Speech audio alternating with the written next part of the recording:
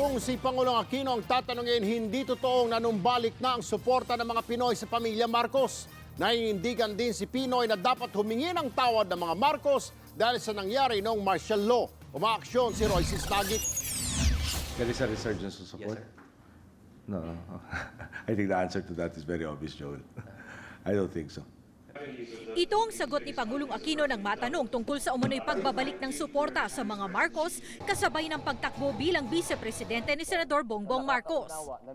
Sa harap ng mga miyembro ng Foreign Correspondents Association of the Philippines o FOCAP, sinabi ng Pangulo na tiwala siyang hindi hahayaan ng taong bayan na maulit ang madilim na kabanata ng bansa sa ilalim ng mga Marcos.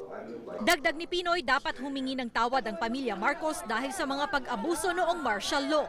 If they said, we had this opportunity to turn this country great as our father promised, it didn't happen.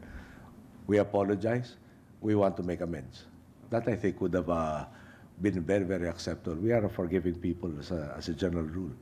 At sa tanong kung sino sa kanyang palagayang responsable sa pagpatay sa kanyang amang si Ninoy, maingat ang tugon ng Pangulo. One way of saying it is, somebody allowed such a situation to happen.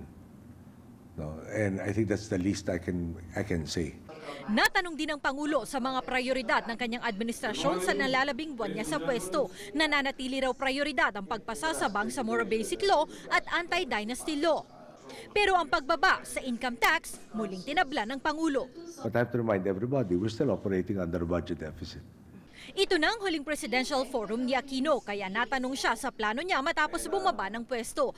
Wala pa raw siyang plano kung muling tatakbo sa anumang posisyon, pero gusto raw niyang ituloy ang kanyang mga advokasya. Handa rin daw siyang tumulong sa susunod na Pangulo kahit di pa niya ito kaalyado.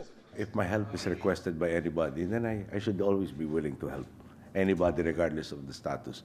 Isa naman daw sa mamimiss ni Pinoy ay ang mga taga-media na suki na sa kanyang mga pasaring.